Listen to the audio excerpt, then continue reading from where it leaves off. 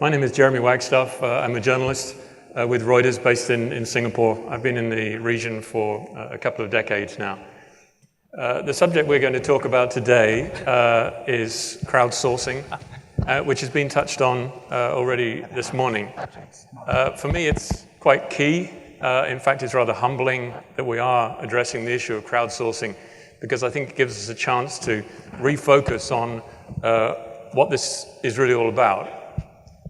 Social media, I prefer to call it social technology because I believe that it incorporates things like SMS and email, which predate Web 2.0 and social media, are no more powerful than in Asia than anywhere else in the world. Facebook statistics show that Facebook in Asia is the fastest growing region in the world. In fact, there's no question that Facebook believes that if they're going to make any money out of Facebook, it's going to be in a place like Asia. But it's also the most mobile. As Margarita Wallström has already pointed out, that here in this part of the world, it's impossible to go to any country, any town, any village and not find people with cell phones. Indeed, in parts of Indonesia and Sulawesi, there are people with cell phones who don't actually have a cell phone signal. They've got the cell phone, and then they will go to a town, maybe 8 hours drive away, connect to a signal and download SMSs, send the messages to their children who are in the capital, and then come home again. The cell phone is that vital. And crowdsourcing is about the people who are using these tools to deliver the kind of data that is making today possible. So I'm very pleased also to have such a great panel who I'd like to introduce one by one. Heather Leeson from Usahidi, Community Outreach Manager. And then we've got Hiroyasu Ichikawa, Ichi-san, James Kondo, Twitter Japan President, and at the end, Mark Evans, who is the President for Europe of Internews, which is probably the largest non-media media organization, perhaps I could put it like that. Yeah, I'd say we're an information non-profit, probably the largest one, working in about 50 countries this year. Yeah. So I'd like to start out by trying to deconstruct, as Ms. Wallström put it, deconstruct the word crowdsourcing. And so giving you each an opportunity to introduce your organization, I'd like you to start with explaining what you think of the term as crowdsourcing. Does it mean something like microtasking, which is something like Amazon Turk does, which breaks down tasks into very small microtasks, which are then done by individuals? Or is it crowdsourcing as in the sense of the wisdom of the crowd? Let's start with you, Heather. Thank you. I think it's both. So Usahidi is information collection, data visualization, mapping tool. Crowdsourcing, I think, is a misnomer because I think it's brain sourcing, right? Because it's the power of the community around a map to collect information and share that information. How does it fit within your organization? Maybe you could just describe for a little bit, those people who don't know Usahidi, how would crowdsourcing fit into your world? Well, Usahidi is a platform that you can collect different types of information, whether it be SMS, email, Twitter, Facebook, or use your analog device, paper and pen, and go to the field, as our gentleman talked about this morning, and connect that and add that as a layer to the map. So the map becomes a story and a situation awareness of what is happening from a viewpoint of a citizen, and can be used in concert with data, official data, such as government data or a layer data that comes from a Google map, perhaps. So we're talking about people who are sending in data somehow, and then it's being compiled somehow, and then put on a map. That's correct. Right, That's and Usahidi provides the platform for the mapping of that data. That's correct. Okay. I think it's fair to mention Shinsai Info is the name used, deployed right after March 11 in Japan using Usahidi platform. Right. Okay. Thanks. Ichi-san, how would you define crowdsourcing, and what does it mean for your work? First of all, I'm Ichi, Hiroyasu Ichikawa, and I don't represent any big organization, just myself writing articles and researching on the topic around social media for social good. I have been covering the topic for the last 10 years, and particularly for the last 2 years, I was researching about Usahidi and wrote articles summer 2010, wishing someday Japan need Usahidi. And on the day, March 11th, I was working with all of the Patrican members. So my role is delivering information on what's happening overseas put in the context in the Japanese situation. So that's my role, writing, researching, and speaking on topic. And the definition of crowdsourcing, I would like to mention 3 keywords I care and I think about when thinking about crowdsourcing. Big data, curation, and community. A combination of all 3, I think it explains the same things. Social media, but the data curation, human power curation, and community power, so that all different background and skills, expertise can jump in and work as a collaboration. Right. Mr. Kondo. Yeah, I think at Twitter, so I represent Twitter in Japan. We saw 2 big uses of crowdsourcing at Twitter. One was defining issues and finding solutions. So many people who were stranded would tweet #stranded, and they would be put on a map and people would be evacuated from those regions because you could geolocate where they were. Also, women who were pregnant might use #pregnant to, because they were outside of the hospital base, to tell, people about their issues, and doctors may respond to those hashtags by answering. So that's really defining and sort of providing solutions around issues. The other thing that I think was particularly helpful on Twitter platform was the way people will be tweeting just their situation. So they may be taking pictures of what's happening. They may be tweeting that they're evacuating. They may be tweeting that the earth is shaking. And if you map those words, you could literally see where, for example, the earthquake was moving or where the public was evacuating to. Not that they were necessarily trying to provide that sort of information that could be crowdsourced, but they were tweeting their situation, which could be put on a mass scale to portray a picture of the situation. So I think the first set of solution, crowdsourcing, is really around a very structured problem definition and problem solution. The second one is more what you're tweeting becoming a common knowledge for the mass, which I think is the second one being something that's quite new. And also it was striking in the sense that many of the breaking news around pictures of tsunami or what were happening in specific regions were not by reporters per se, but by people tweeting the situation, putting up pictures, really portraying the situation in a way that wasn't done before. Thanks. Mark Harvey. Jeremy, yes. Internews is perhaps less involved in the definition around micro-tasking, but more in I think the areas of curation and community that Ichi referred to. We achieve our mission, and our mission is built around access to information for vulnerable populations and giving those populations voice. And we primarily do that by empowering and building capacity in local media. So for us, actually, crowdsourcing is becoming increasingly central to our work, actually not just in the area of humanitarian response, but actually in supporting coverage of environmental issues, in actually nurturing new forms of investigative journalism. And how that actually looks inside Internews is that we have a team that includes a crisis mapper, we have a systems engineer, we also have an internet systems security expert, because there is an issue around the danger of information coming from citizens that could be abused by certain other groups. Right. Okay.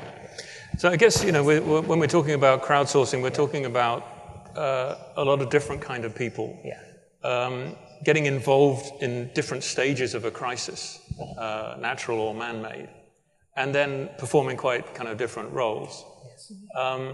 Maybe we could talk first about what happened in Japan with Twitter, James. I mean, you referred to it, but is it fair to say that the first signs of trouble, the first signs of the disaster were appearing on Twitter before they appeared elsewhere?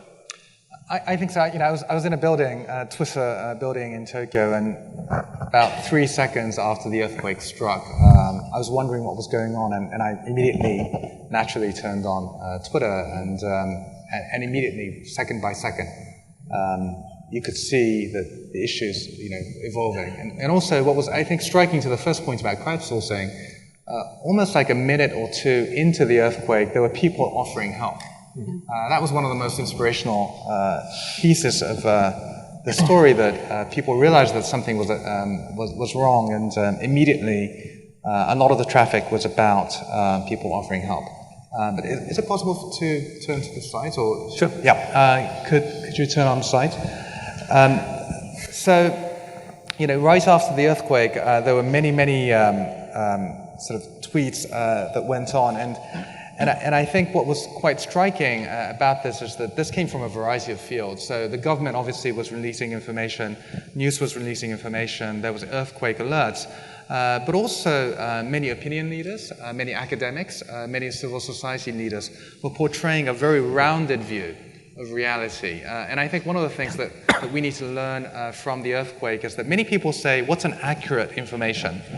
And it depends on what kind of information you're looking for and a deeper understanding of what each stakeholder has at stake. So the government would only tweet out things that are quite accurate, quite late.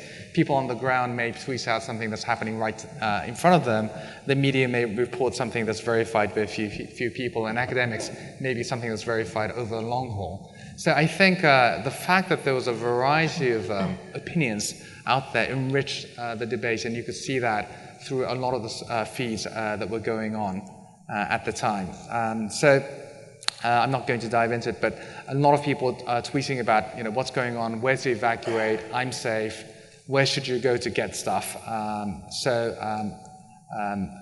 That's one set of issues. Sorry.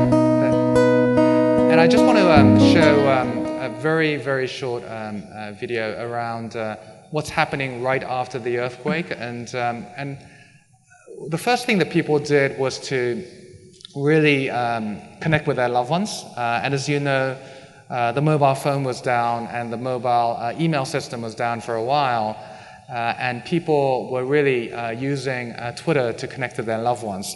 And what you saw just in the video right now was really retweeting of news of the earthquake. And it was striking how the traffic increased fivefold, tenfold in terms of global traffic of what was happening in Japan, retweeted not only in Japan, but all throughout the world. And that was going on days after the earthquake.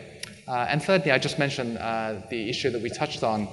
I think for me, the most inspiring piece, in addition to connecting to loved ones and getting the news, real-time news out there as events unfolded, was the fact that people came together to provide solutions. And it was astounding how many hashtags were developed by users to help people who are stranded, to help people who are sick, for people who didn't have medication, and people just tweeting out their own issues, but finding people not only in Japan, but people around the world willing to respond to and even translate and disseminate issues on hand that they could help provide solutions to. And that's one of the things that we as a company have learned a lot from, and hopefully we're going to have a framework where if there is a disaster anywhere in the world in the future, we can deploy those hashtags immediately. We can help connect loved ones much more quickly, and we can have governments, media, and civil society signed up with accounts, emergency accounts, so that that information can be relayed immediately. And I think there's a lot, if there's one thing we can take away from this earthquake, it's all those lessons that hopefully we can deploy with all the disasters that are unfortunately happening around the world all the time as we speak. Was it a surprise to you that Twitter became such a resource during this crisis? I mean, Twitter was already popular in Japan, right, but was it a surprise that the sheer scale of this? I think the scale of it surprised us. We knew as a company that whenever there was an earthquake or a disaster, Twitter usage would jump up. But Japan was the first time where we had this much user base so well connected with a disaster of this magnitude. And I remember, calling up our San Francisco office immediately to just beef up our server capacity because we saw the traffic just going off the roof. And I think what we were able to do to help people, I think transformed definitely Twitter in Japan in terms of what we think we are. And we think of ourselves much more as a sort of lifeline infrastructure than we used to. But I think it's changed the way we think about it at the company as well. That there are real-time information and hashtags are particularly helpful in disasters. And that realization wouldn't have been there without 311. Okay, we'll come back to that in a minute, if we may, about the hashtags. But Ichi-san, maybe you could give a broader context to this, because Twitter wasn't the only social media that was active during the crisis, and you've been watching this up close and were actually active yourself, right? I see. I take broader version in a sense, in an international collaboration. That's my version of the story right after March 11. Because of the interview and research with Ushahidi, I was in a mailing list called International Network of Crisis Mappers. Anyone in this room on the list? 1, 2, 3, 4, thank you. On March 11th, around 1,200 people on the list. Today, almost 4,000 from 150 countries, from UN, OCHA, and State Department, and journalists, scientists, anyone, hackers. And I happen to be one of a few on the list. And I posted things happening in Japan. I received, I think, 56 emails on that day from all the experts who experienced in Haiti or Chile, New Zealand, all the lessons and experience. And that's my frustration, awkward position. I didn't know where to pass this information to. The government officials and company or NGO. I tried some and it worked some. I work with Shinsai Info team. But the volume and the network level is amazing. And collaboration is always happening on the list. And I'm wishing many Japanese people in this room join crisismappers.net, and so that we can all learn from the past, so that we're duplicating eliminating duplications from the past and leveraging the lesson. And also we are kind of expected to share the lesson we gained from after March 11 to the world. I think that's the missing part, and it will help in the future development of the crisis development. So if you had a shopping list of things that you would like to have seen in place in March last year, which would have helped you better, what would they be? A shopping list of 4 things, what would you have hoped for? Shopping list. If you could go into and just get these things and had these things in place at that time, what would they knowledge be? or contact. For example, Internews. We don't have Internews-like organization in Japan. With Shahidi, we had hundreds of engineers in Japan voluntarily. That was great. That marched. And the idea of curation. The verification is a big topic, but one example I just wanted to mention is, I think you all know Andy Carvin. He's the, I think, superstar during Arab Spring. He is one-person journalist and senior strategist of National Public Radio. And he, I think, tweeted more than, I don't know, a couple of hundred a day.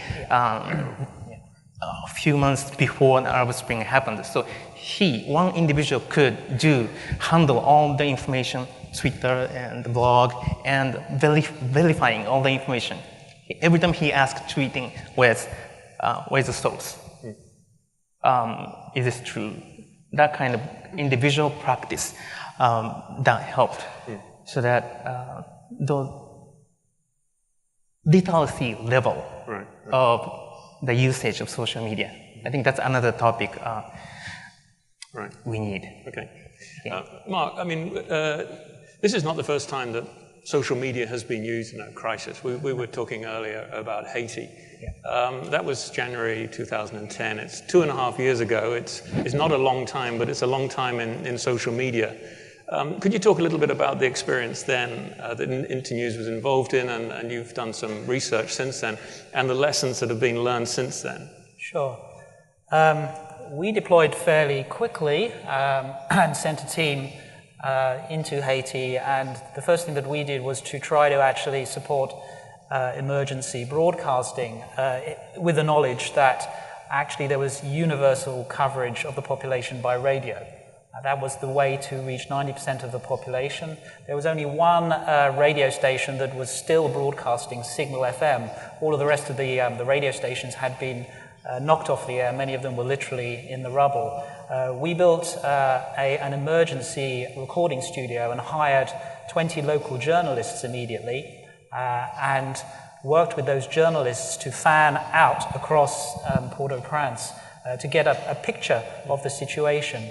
What we also did was bring in a humanitarian liaison officer who shuttled between our newsroom and the log base, which was where the humanitarian community was rapidly gathering. We had a radio program on air within about 3 days that was reaching 90% of the affected population. And we're then very happy to hear that Ushahidi was responding and to host them physically, actually, in our newsroom. We had never worked with Ushahidi before then, but we're aware that there was a huge mobilization going on by Ushahidi in collaboration with the Haitian diaspora. What we learnt from that was that actually social media had been critical in delivering rapidly actionable information that did save people's lives, most specifically in the area of search and rescue. That was very, very important. We also learned that if you combine crowdsourcing platforms powered by social media with mass media, in this case radio, you have far more outreach. You have outreach to the whole population. The third thing that we learned was that you did really need to try to interface the social media operation with the humanitarian response. And that interface was tricky, and we didn't have the systems in place to do that. And that perhaps there was something else going on in the background that was challenging, which was that there's a kind of almost a divergence of culture and DNA between the humanitarian community, which through, I think, years of, at times, bitter experience has developed protocols and codes and often uses understandably closed information systems. And this was in contrast to the volunteer and tech community DNA, as it were, of open architecture, of spontaneity, of volunteerism. And we found ourselves caught in the middle of that. And I would say that since then, we, along with a number of other players, have been trying to bridge that gap. And 2.5 years on, it is certainly starting to come together. There are very interesting examples of pilots in the field now, in which Ushahidi is partnering with ourselves and with UN OCHA on early warning systems in countries, vulnerable, often insecure countries such as the Central African Republic, to actually test systems to see how you can bring information from vulnerable communities into radio stations, put that information onto maps, humanitarian maps, that are then analyzed by OCHA and its humanitarian partners.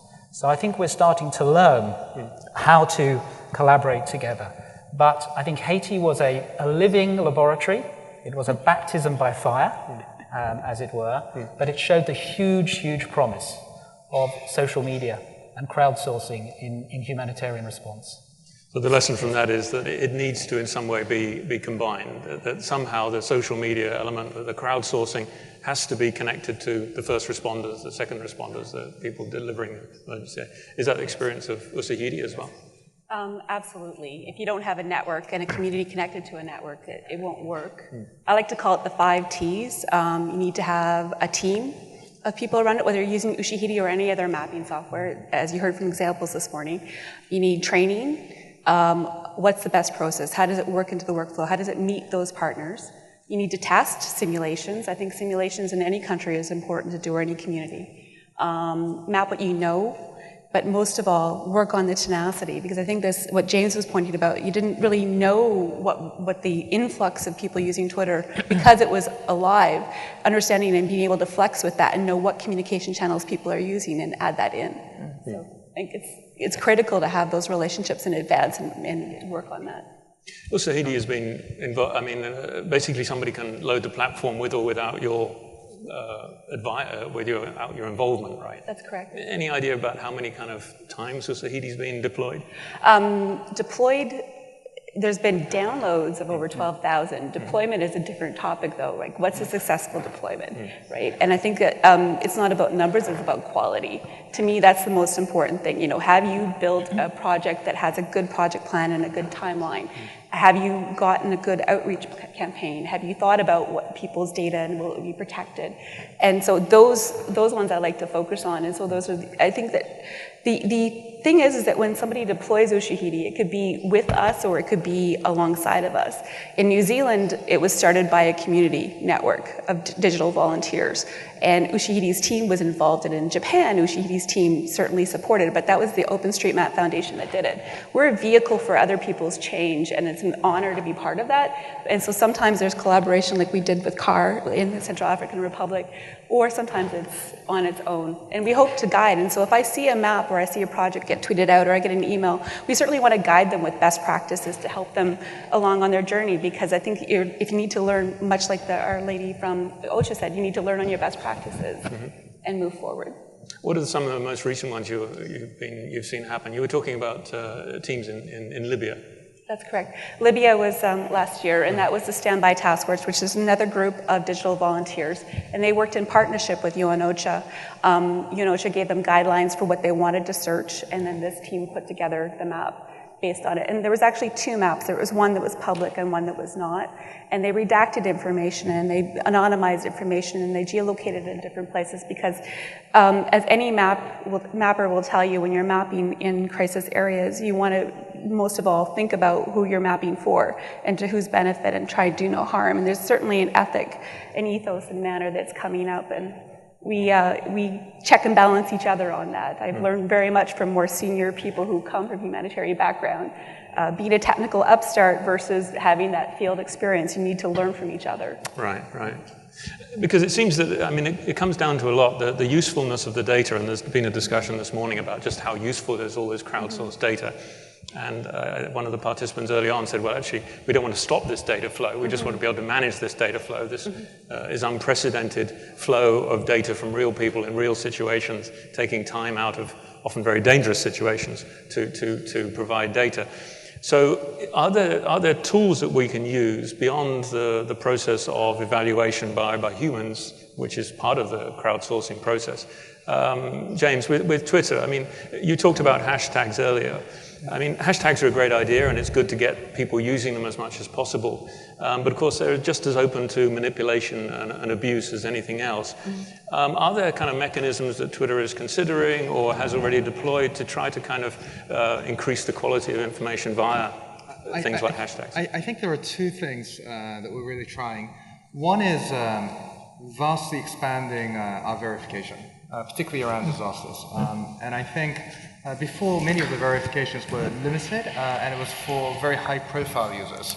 I think what we're finding through disaster is that there are various types of organizations, whether they be disaster relief organizations, NGOs, certain media or experts, that are not necessarily huge, have huge following generally, but can be tremendously useful. And so we've gone ahead and I think verified about 1,000 accounts already that are related to the earthquake and could be very, very useful, and people would know these are verifiable accounts. The second thing I think that we're going to be experimenting is really machine-generated tweets. So for example, if you want to know whether a train is running, one way is to get the train operators to tell you if the train's running. But the other way is to really somehow mechanically track if the trains are actually moving. In a similar way that the ITS managed to figure out which roads were active by whether the cars were actually moving on that road. There are various ways like that. There are crucial information, particularly around logistics and transportation, and some locations being active or not, that can be tracked mechanically by whether the light is working, whether something's moving, or whether you can put something on a moving piece to see if that movement's there or not. So I think that may become more and more important, particularly in the transportation field, and that's one of the things that we're looking at, to see if we can complement the human side of the qualitative assessment with the machine-based BOTs that can go out. Heather? On verification, I think it's important never forget the human API. That nothing replaces that. Like, as much as machines should be involved, right. I think that's fantastic. I think there's some protocols in terms of judging and crowd creating and understanding and thinking about how Wikipedia edits information, right? And Wikipedia is a group of citizens who do that, and I think the mappers themselves, they'll cross-check each other and verify it. Ushahidi started a new tool called Swift River to be able to try and rate things up and rate things down and be able to make lists of that. And I think there's more tools out there, whether they be open source or not open source. But I think that it comes down to using all the tools that are available. So using the suite of Google, because Google's got some, frankly, very useful tools that can be used in concert with Ushahidi and Twitter and all the other portions of it. Ichi? Thank you. I think Heather's comments of 5T reminded me of, did you mention trust in that? Yes, that's the one I'm, yes. Sure. Because social media, when empowered by trust, first name-based, face-to-face relationship-based trust is powerful. That's why I think the place like this is amazing. So many people from around the world and different sector and background can have relationship during regular time, so that will help. That's a good point. Mark, you wanted to add something? I'd say that away from tools, Ushahidi and Internews are working to sort of a new model around crowdsourcing, which you could call bounded crowdsourcing, in which we are working with trained and trusted informants who actually have the skills and the judgment to assess information coming from the crowd. Actually, the skills of kind of fact-checking, looking at sources, and also contextualizing are actually very germane to core journalism skills. And so we are working with trusted groups of journalists to build up a kind of cadre of people who can actually be deployed in crisis. And I'd like to just reinforce this message that there's nothing like being on the ground, and nothing can replace actually a needs assessment on the ground. And we also need to acknowledge that although social media can be a source of distracting rumor, you will get rumor anyway. Rumor will just come up through communities quite naturally, and you really need direct interpersonal dialogue to dispel rumor. Radio and mass media can be very important in that, but I think there's a danger of perhaps attributing too much distraction to social media and crowdsourcing when actually rumor is a natural outcome in disaster situations. We've got a few minutes left for questions, and literally only a few minutes for questions. If you wouldn't mind sticking your hand up and grabbing a mic and identifying yourself and who you'd like to ask the question. First over there.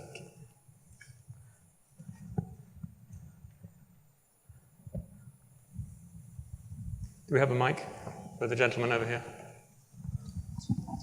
People holding the mics have all gone for lunch. Yes. Sure, I'll just do it at a time. Maybe you can fit in slot. Thank you very much. My name is Yuki Noda from Tasuke Japan. I have a question about online collaboration, about the leadership. You know, what I learned from the March 11 last year, many people would like to do something through the Twitter and the Facebook, and then start a lot of projects on online. However, as Ichikawa-san mentioned that if we take a leader, a lot of information and a lot of emails received on one day, and then quite difficult to coordinate the project, especially in online. You know, we need to trust the people who have never met. And then I have a question about Heather about if you have a good example about, or if you have a good role or of the leadership, what kind of a leadership skill is necessary in online collaboration? If you have a good idea or yes, please share with us. Maybe Ichi-san, you could handle the first one and Heather the second. Okay. Oh wow, it's a tough one. Great question. I think everybody's still learning, and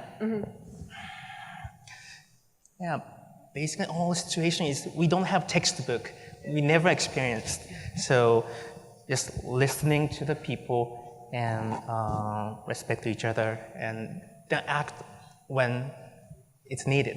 So I don't know, there's no golden rule, but just trust in community.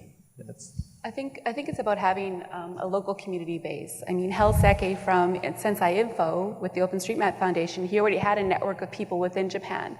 And he created, and hundreds of volunteers worked on this map project.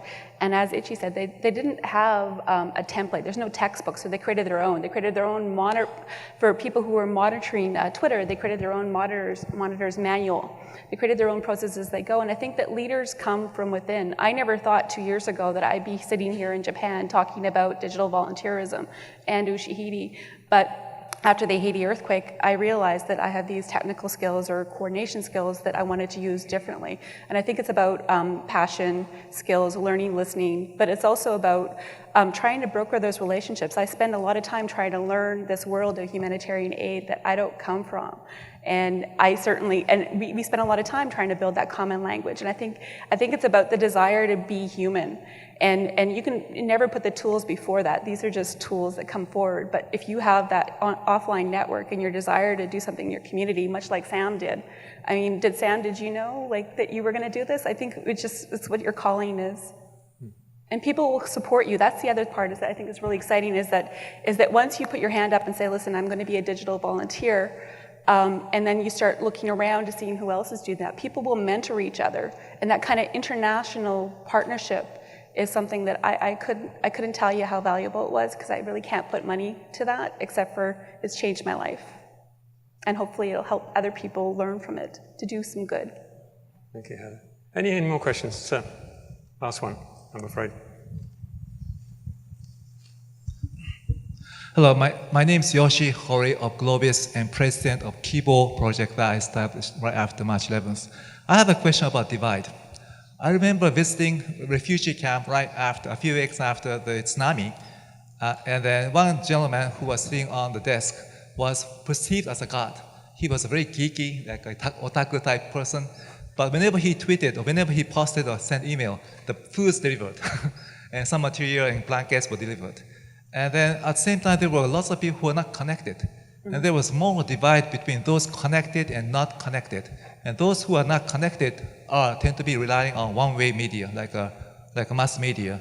Those who are connected have a more interactive media like Twitter and Facebook. How shall we do it with this kind of conditions where there are quite a few people who are connected, there are quite a few people who are not connected, and there's a divide?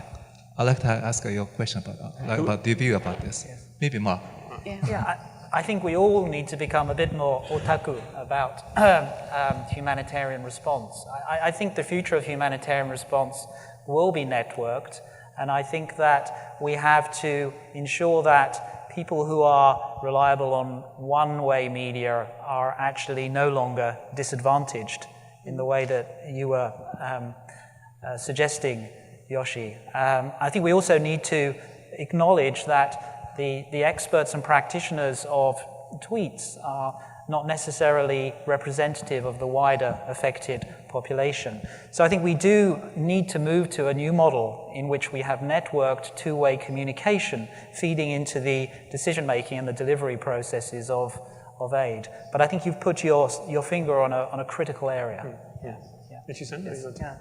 Thank you. There's two things I just want to stress out is importance of social media literacy education program at company level or government level or local community or nonprofit, or even among families. If your grandfather cannot tweet, maybe your grandson, daughter, kids can help. So that kind of collaboration work, I think, needed. Right. Okay. I'm afraid we've run out of time. In fact, we've run over time, so I have to wrap it up there. But thank you very much to the panel, Heather, Ichi-san, James, and Mark. Thank you very much. Thank you. Thank you.